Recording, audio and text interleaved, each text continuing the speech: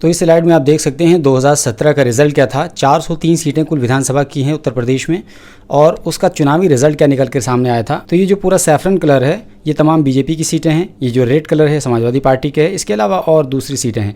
अगर आप इसको देखेंगे इस एरिया में तो आप ये देखिए ये उत्तर प्रदेश का नक्शा है। इस 2017 के नतीजे के अतबार से आप देख सकते हैं कि बीजेपी को कितनी बड़ी कामयाबी मिली थी। टोटल 312 सीटें इसको मिली थी। जितने भी आप सैफरन कलर में देख रहे हैं सब बीजेपी के हैं। इसके अलावा अगर आप डार्क ब्लू में देखेंगे तो बीएसपी के 19 सीटें मिली थी।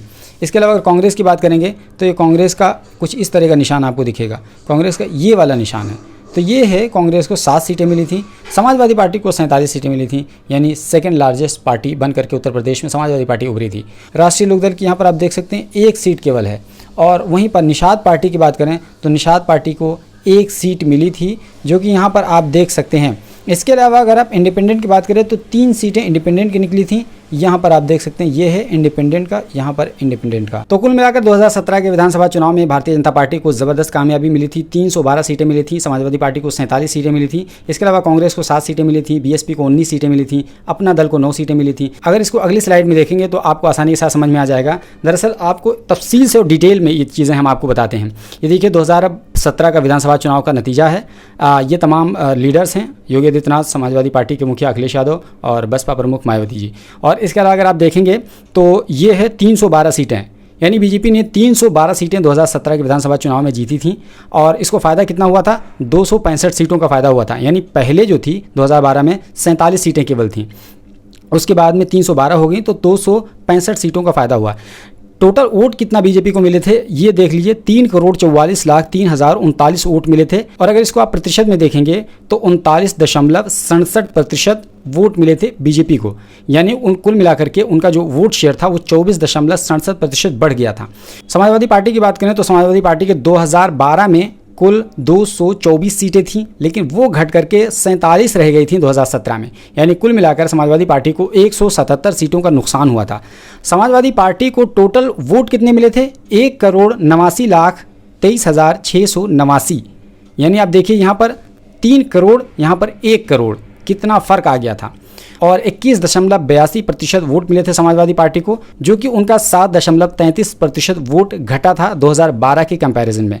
इसके अलावा अगर बात करें बीएसपी की तो बीएसपी की आपको पता होगा कि 2012 में 80 सीटें मिली थीं, लेकिन 2017 में उसको 19 सीटें सिर्फ आई थी। और आप देखिए 61 सीटों का नुकसान हुआ था। और बीएसपी को जो वोट मिला था वो 1,92,81,352 वोट मिले थे। यानी बीएसपी का काफ़ी हद तक वोट इंटैक्ट माना गया। कुल मिलाकर 22.23% वोट बीएसपी को मिले थे, जो कि 2012 के कंपैरिजन में उनका जो नुकसान हुआ था वो 3.68% वोट का नुकसान हुआ था। और जाहिर है इन सब का फायदा बीजेपी को मिला था। और अगले स्लाइड में देखेंगे राहुल गांधी, राष्ट्रीय लोकदल के रहनुमा अजीत सिंह जिनका निधन हो गया, अनुप्रिया पटेल। तो इनका देखते हैं क्या मामला था। तो 2017 में राहुल गांधी को यानी कांग्रेस पार्टी को सिर्फ और सिर्फ 7 सीटें मिली थी, जबकि 2012 में उनको 28 सीटें मिली थी। और उनको वोट कितने मिले थे? 54,16,324 वोट मिले थे कांग्रेस पार्टी को। यानी 6.25% वोट उनको मिले थे और 5.38% वोट उन्होंने गंवाया था पहले के कंपैरिजन में। अच्छा, अब आइए लोकदल की बात करते हैं, राष्ट्रीय लोकदल की। उसको जो पहले 2012 में 9 सीटें थीं, लेकिन 2017 में योगी की जब 312 सीटें आई थी तो उसमें सिर्फ 1 सीट इनको मिली थी और 8 सीटों का नुकसान हुआ था। इनको जो टोटल वोट मिले थे वो कितने मिले थे? 15,45,811 वोट मिले थे। इनका वोट प्रतिशत था 1.78% और इनका जो नुकसान हुआ था 0.55% वोट शेयर का नुकसान हुआ था। इसके अलावा अगर अनुप्रिया पटेल की अपना दल की बात करें तो अनुप्रिया पटेल की पार्टी को 2012 में 1 सीट मिली थी, जो बढ़ करके 9 सीटें हो गई थी। इनको टोटल वोट कितने मिले थे? 8,51,336 वोट मिले थे और 0.98% इनको वोट मिले थे, जो कि टोटल इनका बढ़ोतरी वाला मामला था। तो कुल मिलाकर के ये रहा पूरा गणित 2017 का और 2012 के कंपैरिजन में। अब 2022 में क्या होगा ये तो आने वाले दिनों में पता चलेगा। इस स्लाइड के माध्यम से आप समझ सकते हैं कि 2012 और 2017 के बीच में किस पार्टी को कितना फायदा कितना नुकसान हुआ है। आपको बता दें कि 2022 में भारत के 7 राज्यों में विधानसभा के चुनाव होने हैं। उसमें से एक मणिपुर, उत्तर प्रदेश, उत्तराखंड, हिमाचल प्रदेश और ये पंजाब है और ये गुजरात और ये गोवा। कुल मिलाकर के ये 7 राज्यों में विधानसभा के चुनाव होने वाले हैं। Alpha hospital and trauma centre, engineering college चौराहा, सीतापुर रोड, लखनऊ।